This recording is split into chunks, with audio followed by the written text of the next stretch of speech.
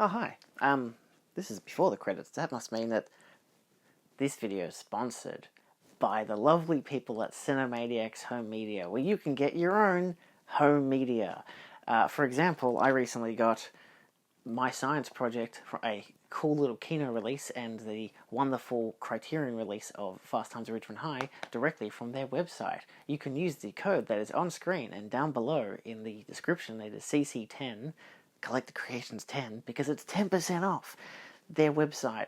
So go down below in that description section, find their website. It'll be the first thing on the top line. It'll be their website address. You can go order something. You can get it picked up if you want. You can come to the Astor, and if you're in Melbourne, of course, in Australia, you can come to the Astor and pick it up, which is cool. That's what I do.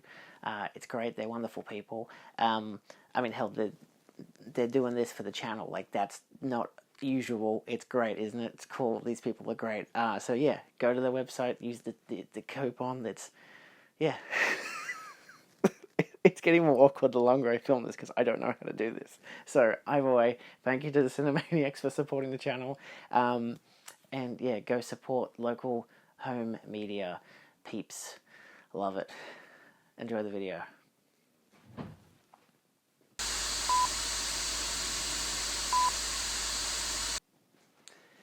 Hey, how's it going? It's another this video week of stuff that I got in. I have to try to refrain from saying this weekend, but you know, it's more mail, as you do. We'll start with what I got today. We got a new 4K UHD. This is the New York Ripper, which is a Blue Underground release from a Lucio Fulci film. I was planning to watch this as a part of my Giallo-ary, where I watched 29 Giallos in November, in February. However, it turned out I didn't actually own it yet. So I bought it, and it's actually the 29th of Feb today that I'm filming, but this won't be, it won't be in my list, unfortunately. I've already done my 29 viewings because I'm watching Dune Part 2 tonight, so I have no time to actually go out and watch this, and I'm like, I'll film instead, utilize the hour and a half to 2 hour slot that I have to actually film, and then we can do that. So yeah, still, I mean, look, I'm getting more into Lucio Fulci films, so it'll be a good addition to my collection. So I've heard it's really gnarly. Then I got Ferris Bueller because it was $35 on Amazon. I didn't want to get the steelbook, but I got the steelbook. You know, it's okay artwork. Probably shouldn't move it because it looks a bit weird. The inside artwork is nicer though. You know, with the characters there, you get your 4K, you get your Blu-ray. There is a J card, of course, which all steelbooks come with, you know, comes with your regular shtick. I did prefer the original, the standard artwork edition, but I guess this works fine as well. Why not? It was like $50 for the other version, and I'm like, yeah, I'm not going to spend $50 when I can spend $35, you know. I didn't actually have it on Blu-ray, so it seemed like a good idea to buy it. Let me try to get this. Steelbook protectors are getting harder and harder to open each goddamn week. This one I got, which was well out of print, the Basket Case trilogy, I got as a suggestion from some friends because they actually lent me the first film on DVD, which was fine for a DVD. It does come off the artwork and has what is, I think, the Arrow exclusive version for their 4K release, but after watching it, I'm like, I don't really think I need a 4K UHD. But this comes with all 3 films and a buttload of special features. There is discs inside each individual disc, but there's no artwork on the discs outside of black and saying Basket Case 1, Basket Case 2, Basket Case 3, and there's no inside artwork on the steelbook, which is a bit disappointing, but I got it for $112 in the end, which wasn't awful. It came in real quick. Really good packaging from the reseller on eBay. Yeah, it was just the only version on Blu-ray I could find because I didn't need the steelbook either. Just like with Ferris Bueller, it was just the only copy that was a good price. the only other version was like a DVD. I'm like, I'm not buying a DVD, I want the Blu-ray, I want the trilogy. So I haven't watched the trilogy yet. I've only watched the first one, but I haven't yet checked out the Blu-ray transfer, but I have heard it's very good. The Last Prayer from Amazon, which was also where Ferris Bueller came from, but you know. I got Funny Games, this is the Curzon edition. Does the images in the back spoil anything? Not really, but I won't show the back just in case you haven't seen the film and you want no spoilers. Really interesting film, to say the least. A pretty decent transfer as well. There's no other like Blu-ray versions outside of, I think, maybe a standard US release, which is like the same transfer. So yeah, I have never seen the original. I really want to. I saw this the day it came in because I'm like, it's a Wednesday, no one's home because Umpire Training is back on. So I watched it and it was really good. So yeah, I would highly recommend it. Obviously, if you don't like home invasion films or kind of like nihilistic torture films, then maybe not. I don't know. I guess I kind of like the genre to some degree if it's done in an artistic point of view, where this definitely is. But yeah, it's a good Blu-ray, sounds good, looks good. The regular shtick. Then I've got this, which was the only way I could get Funny Games for a decent price of like $30. I got this as well, which was the Amicus collection, which comes from Tales from the Crypt and Vault of Horror, which I believe is two different films. I haven't seen either, and they do come on two different discs with two different sets of artwork, which is really nice, especially for like what is two 20th Century Fox films. Like getting these on Blu-rays is going to eventually become very difficult. I did see someone on Blu-ray.com review it saying that it wasn't a good version of it because it didn't come with any special features, but I think that they were just talking about Vault of Horror because Vault of Horror doesn't. In contrast to the US version of Tales from the Crypt, this actually has the a stills gallery, but it also has Tales from Amicus Crypt, which is a new 36-minute long documentary featuring a couple of actors and directors and whatever. So this is the best way to go about getting these two films, and it was a pretty easy two-set to get. I don't know where I'm going to put on the shelf. Do I put on the Tales from the Crypt or Vault of Horror? I imagine Tales from the Crypt just because I have another Tales from the Crypt, which is Demon Knight, so that's probably a good idea. And last of this bundle, The Firm, which was a slipcover variant, same artwork and whatever. I'm yet to see this, but it's just a 4K UHD, no Blu-ray. So, of course, you know, you get the 4K, 30th anniversary 4K, so yeah. Your regular jam. My dad has seen this a couple of times of recent, because it's been on, like, Foxtel a couple of times, and I've seen some scenes, and it was really interesting. I do like a lot of Tom Cruise's filmography, and, of course, a 4K for, like, $30 odd, I'm gonna get it, so I think I got it with Ferris Bueller, so it made them both cheaper, which was nice. And we've got more in. I picked up My Science Project from the Cinemaniacs at their screening for the Monkey Shines, the Romero film. This is the Kino Lorber release. It's a pretty fun film. I did watch it on the Sunday because I had an hour and a half to kill, and sometimes I'm not always available to watch in my room on the Sundays. But yeah, this was fun. It's got an audio commentary with film historians Mike McPadden and Kat Ellinger, as well as interviews with co-star Fisher Stevens, which I actually watched the interview. It was an amusing 6-minute little thing. It's a fun film. Lee Gambon actually suggested it to me because, you know, he's very convincing. So he's like, Jillian, you'll love this film. You got to watch it.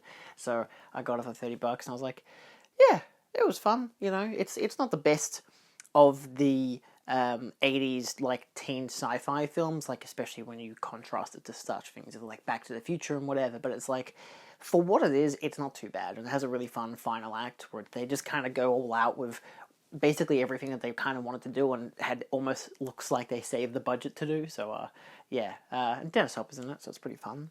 Just got a package in from Dead End DVD, and the first thing I noticed was that it has a note on the inside. Oh, you cheeky bastard, Joel. He left a note saying that he's enjoying the videos. Oh, that was really funny, because I opened up just before I filmed this. I'm like, oh my god, I gotta keep that in the video. It's really amusing how many people are like, not just interested in my channel, but are like recognizing me because of my channel. And I met Joel last year at the Astor for the movie market that they hosted, so that was really cool. So, yeah, I put in an order. Oh, you're gonna hate what I ordered. Oh my god. So, I ordered 3 films. I'll just start off with the one that's the obvious. Oh my god, I can't believe you did this, Julian. I got Showgirls on 4K. This is the Vinegar Syndrome release. Unfortunately, not the limited edition because I hadn't seen the film by the time the limited edition had come out. It was... Oh, how do I frame it? I liked it. I have the Umbrella release, which is a pretty interesting release, but it's not like a really good scan. It's a decent enough scan for the picture. I actually thought it was a 4K scan at the time, but apparently it's just like a really good 2K scan. So I, of course, heavily debated whether I wanted to get Showgirls, and if I'm not... Oh, there's definitely multiple discs in here. Does one of them fall out? No, it doesn't? Okay. So, yeah, you got the inside artwork on the main 4K disc, and then the 2 Blu-ray discs. A little risque. You got your film and I'd say assume bonus features on the other disc, and it does have the reversible artwork, which was the limited edition artwork for the limited edition set, which even came with a booklet and everything. I'm like, I'm really disappointed I missed out on that, but I was happy enough to get this for $50 odd from Dead and DVD, and it still has the main theatrical artwork, which is nice, but the bonus features are where it really cuts in for me, because it comes with the NC-17 cut of Showgirls, presented in HDR with newly restored from the existing Studio Master with a 5.1 and 2.0 stereo, and the greatest movie ever made commentary track, which I think is already on the Umbrella one. Then it has the Blu-ray disc, which has everything that's on the UHD, of course, and then the bonus disc, which has all the stuff that I don't think I had at all. I think the only thing I might have had was the free lap dance with every large popcorn. Actually, no, I think that's just an interview. So I think it was the lap dance tutorial featuring world famous girls of Scores. So that was the thing I think I already had. Plus the acceptance speech at the Razzies, I think, is on the Umbrella version, but they don't have all the extra stuff, which is like just basically a bunch of interviews. You've got interview of the director, an interview of the screenwriter, an interview of the cinematographer, and performance lighting designer. So 2 different people, but 1 interview, as well as an interview with co-editors and an interview with Rena Rivel. And, yeah, free lap dance with every large popcorn, the cult of Showgirls, an interview with Midnight Mass podcast host Peaches Christ and Michael Varati, as well as the special behind-the-scenes featurette, Showgirls Diary, which I think was also in the Umbrella version, and, yeah, then the lap dance video. So it has a hell of a lot of stuff. If I do a quick Showgirls comparison for comparison's sake, this is the uncut version, their sensual cinema, which does come with inside posters, erotic art, whatever. So this has You Don't Know Me, which is a feature-length documentary, which I think you had to buy separately for most releases. It's not on the Vinegar Syndrome release, which is disappointing, but I already have it, so that's good enough. And this I got for like, I don't know, $10, $15. Greatest movie ever made, audio commentary, interview of Paul Verhoeven, probably the same interview, that's this Vinegar Syndrome release. Showgirls Diary, animated storyboard to film comparison of 3 scenes, speech by Paul Verhoeven at the Razzies. So, not too much difference. This benefits from having the documentary, but that's about it, outside of some good artwork. I do like how Umbrella does their alternate versions, and definitely nudity on the inside cover. I cannot show any of that artwork in there. Yeah, I don't mind the film. I think it is very fun. I think the last 15 minutes is a bit much. It gets really, really dark, and it's like, wow, all the almost kind of maybe satirical tongue-in-cheek stuff just goes completely out the window in the last 15 minutes, and it just becomes the most fucking revolting shit you've ever seen. It is a movie. Then I got Darkman. I figured I'd get this because I only have the Cinema Cult Edition. Look, it even comes with a sleeve. How cool is that? With all of those special features. Wow, look at that. Just engorge yourself and how beautiful that is. Yeah, I there is definitely a loose disc in here.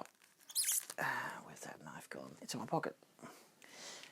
Yeah, so I've got the Cinema Cult version of this. I've got the Cinema Cult version of the sequels as well. I have yet to watch the sequels, but I do really like Darkman, because, I mean, I like Sam Raimi in general, so it kind of can't lose. You know, for really thin cases, they're really hard to open.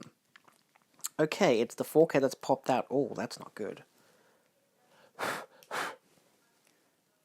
It looks okay. Oh, I might have to watch this sooner rather than later, because there's a clip that is actually broken off, and it was underneath the disc, so that probably is not a good thing. No reversible artwork, but you do get disc artwork, which is nice, but the disc looks okay. Yeah, there looks like some little dents. I might have to watch the film sooner rather than later, because this whole thingy had fallen out. It is not focusing on it. See?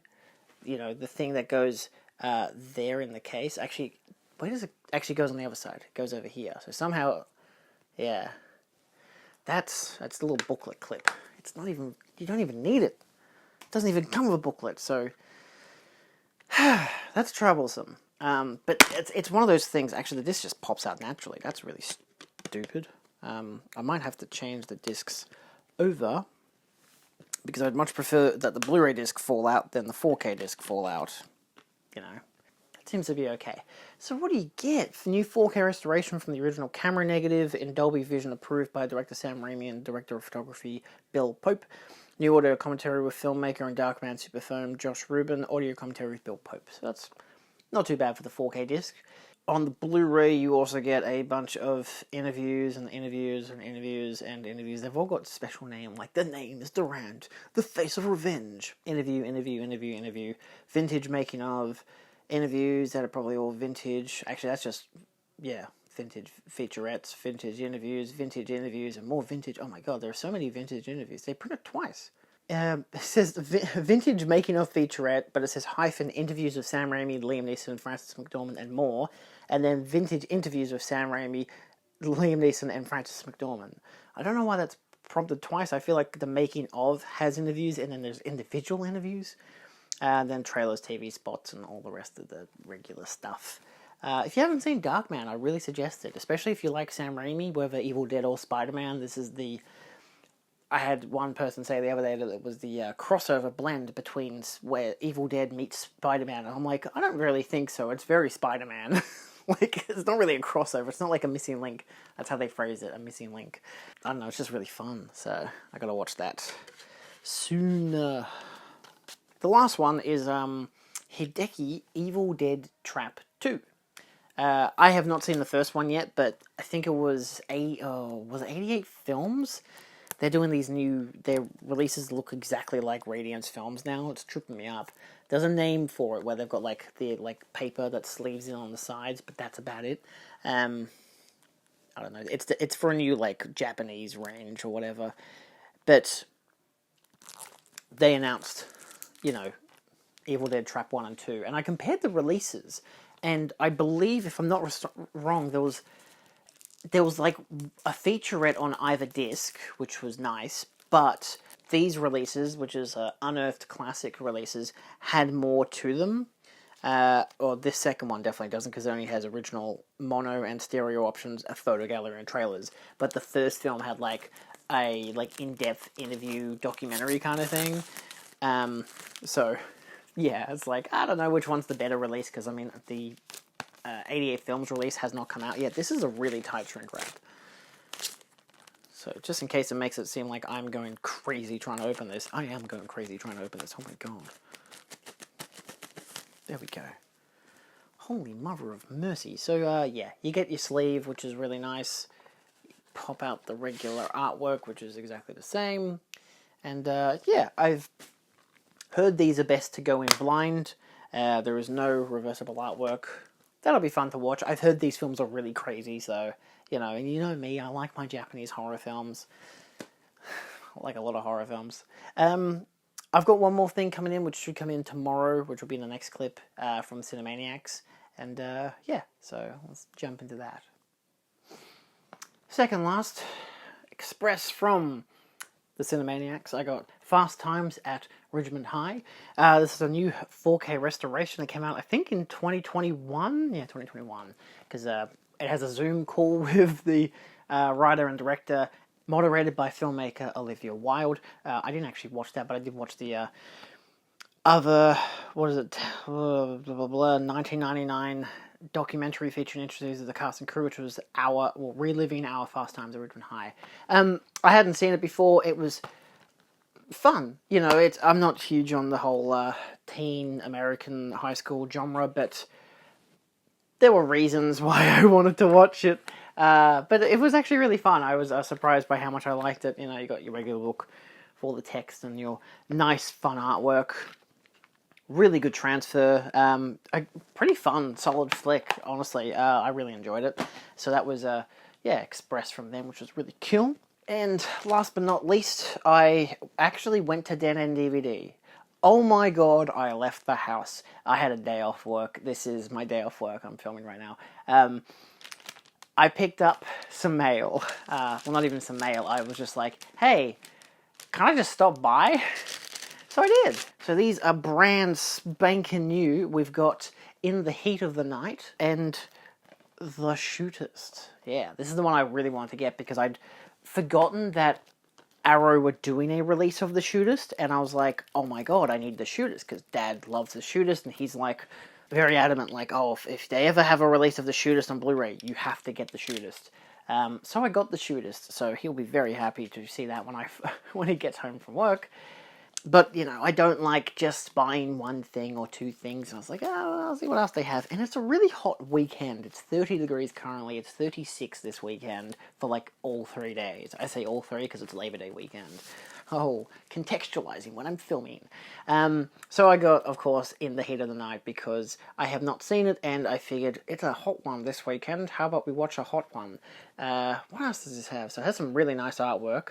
So yeah, you get 2 audio commentaries as well as They Call Me Mr. Tibbs, which is a 1970 sequel to In the Heat of the Night, and The Organization, which is a 1971 finale to the Portier-Tibbs trilogy. So I guess just another film that they made. Plus a making-of featurette, The Slap Heard Around the World featurette, Quincy Jones Breaking New Sound. Oh, is The Slap in this film? I think I know that for this film. And it does have posters for the other 2 films that are featured. So I figured, as well as it being a 4K of In the Heat of the Night, it also is the Blu-rays of the other 2 films, all on one disc, if I'm not mistaken. Yeah. So yeah, Call Me Mr. Tibbs, The Organization special features, and the 4K of In the Heat of the Night. No reversible artwork. So if you're wanting a Blu-ray of this release, this isn't the one for you because, of course, it doesn't come with a standard Blu-ray of the film. It just comes with the other 2 films as standard, you know, HD restorations by the sounds of it. We'll dive into The Shootist. I guess I'll try to open this quietly. Yeah, I don't live that far away from Den and DVD. It's about a half an hour drive, and even on the way back, it was only like, it was probably 35, 40 minutes because it was school time, so it was just after 3 o'clock. And he lives just off of a busy road, like almost like in a cul-de-sac kind of like neighborhood, on a very busy road. So that was a very bumper to bumper on the way home, but on the way there, smooth sailing, pretty easy because he lives just off of a freeway and I live at the end of that freeway, so it's pretty easy to get to his place. So I just messaged him on Facebook. I'm like, hey, well, I messaged the Den and DVD page. I was like, hey, I want you to put in an order for these 2 things. Is it possible that I can just pick them up tomorrow? Because some stores order them in for you and then you can pick them up. But I didn't want to, $10 shipping or pick it up. So I voted, I'll pick it up. I've got the day off. I just messaged him. He was all good with it. So yeah, this is the limited edition version, which comes with a slipcover. Same artwork. Ideally, it'll have something different on the inside. It's a weighty one.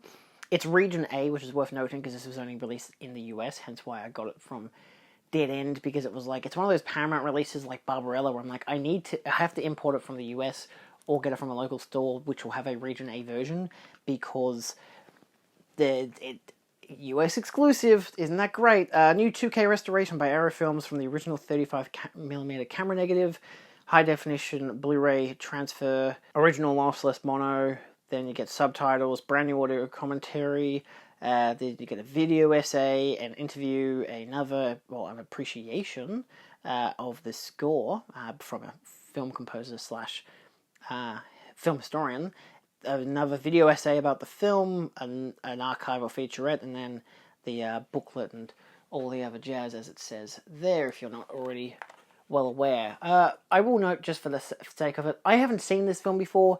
I know the gist, that it's the classic. My dad considers it to be probably John Wayne's best film.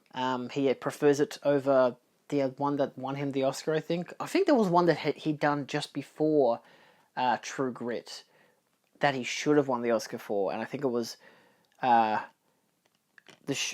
think he won the Oscar for True Grit instead, and The Shooters came out afterwards. It's like, wow, The Shooters is actually a really good film. Anyway, standard disc art is the same as the regular art. Let me take out the booklets and the art cards. So yeah, I haven't seen it yet. I'm not a huge Western person personally. If you can tell, I like horrors more, but I like exploring the best works or some really iconic works of different genres. I love the spaghetti Western, almost ironically. This has some really nice reversible artwork. Obviously the original art there, which is bloody terrific. So, benefit of the limited edition release. Even if I didn't, I still would have reversed it anyway. No doubt about it. Dino De Laurentiis, I know that guy. He's a tricky son of a bitch. Let's take a look at the extra stuff. You get one booklet, which, obviously talks about the film, has pictures, that kind of jazz. This is John Wayne's farewell to the screen. Oh, so it's a written essay, not a video essay, about the restoration and production credits. So that's a 21-page essay by the looks of it. Yeah, with images and stuff, which is nice. Oh, I see. It comes with a poster. Art cards have the original poster on the back, but they're all just lobby cards, I was talking to Joel about this and how we don't really care much for lobby cards. And I'm like, I think it's just because they're simple and easy, reproductions of lobby cards of the time, which, whether you want to put it as historical accuracy or just, a fun way to remember the movies. Oh, you can't go to the cinema, but at least you can get these lobby cards, in the pack and whatever. So I'm pretty sure I went over all of those. Yeah, I'm back to the start there. So, I'm not going to put these on a wall or something. I could give them to my nan. My nan loves John Wayne. Which one of these images would be worth it? Maybe that one, assuming that is John Wayne, but it bloody well looks like him. I could give her that. She might like that. I don't think she'd give a shit. There's another one. A lot of these have John Wayne in them, obviously, because it's a fucking John Wayne film. And last but not least is the poster with the original artwork and the newly commissioned artwork, which is still really nice, actually. I like the kind of painted look of it. It's nice art, So, yeah, that's it. It was good to go to Dead End. It was really fun to meet Joel. I have met him before at previous conventions and stuff, without really knowing who he was. By that stage, it was just like, oh no, Dead End, the store's going to be there. I didn't know it was Joel was running it. I didn't know so much stuff, but now I do, and I've met his dad. Or I had already met his dad. I'd met his dad at the Astor as well last year. But yeah, he's cool. His store is great. So yeah, obviously check that out as well. It was just fun going to meet him because Mitch, one of my subscribers, had mentioned how he would go after work sometimes to pick up orders or go buy some stuff, and it's just a guy running shit out of his garage, but it still works. He got the shelves up, he has it all labeled up, it all looks great. So yeah, so that's cool. He's about to go to Japan as well, so I hope he has a fun trip. And yeah, outside of that, thanks for watching. See you guys next time. I don't know what else I'm getting in mail-wise, because I'm just going to be picking up stuff from the Cinemaniacs as time goes on. And I've got some stuff coming in from other websites, but for the most part I'm trying to hold off, because I've got a car to buy, so we'll see. Anyway, I gotta go watch The Shootist, so I'll see you kids later. Adios.